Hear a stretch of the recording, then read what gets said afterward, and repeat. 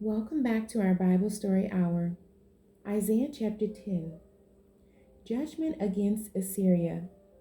I do not own the rights to this music.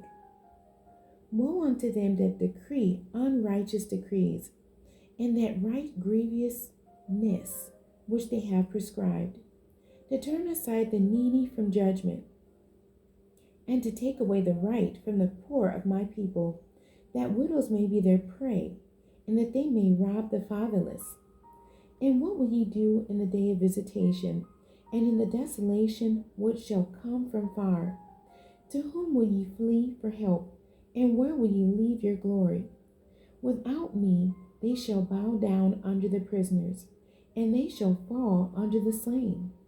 For all this his anger is not turned away, but his hand is stretched out still. O Assyrian, the rod of mine anger, and the staff in their hand is mine indignation.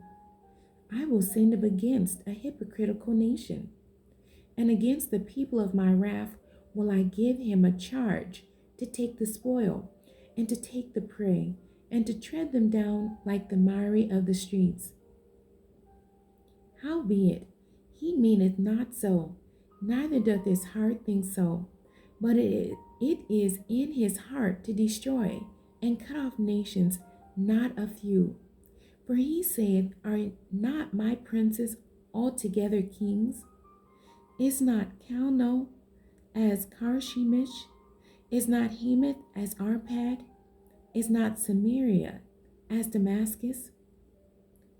As my hand hath found the kingdoms of the idols, and whose graven images did excel them of Jerusalem and of Samaria.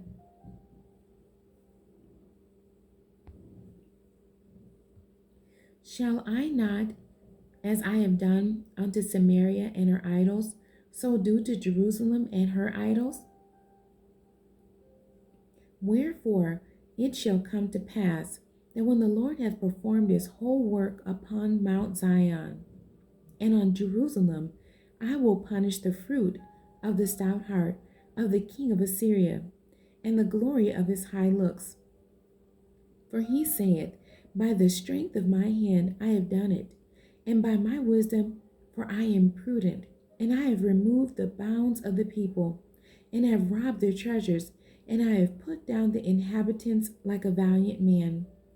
And my hand hath found as a nest the riches of the people, and as one gathereth eggs that are left, have I gathered all the earth, and there was none that moved the wing, or opened the mouth, or peeped.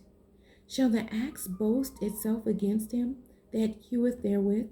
Or shall the saw magnify itself against him that shaketh it? As if the rod should shake itself against them that lift it up, or as if the staff should lift up itself as if it were no wood. Therefore shall the Lord of hosts, send among his fat ones leanness, and under his glory he shall kindle a burning like the burning of a fire.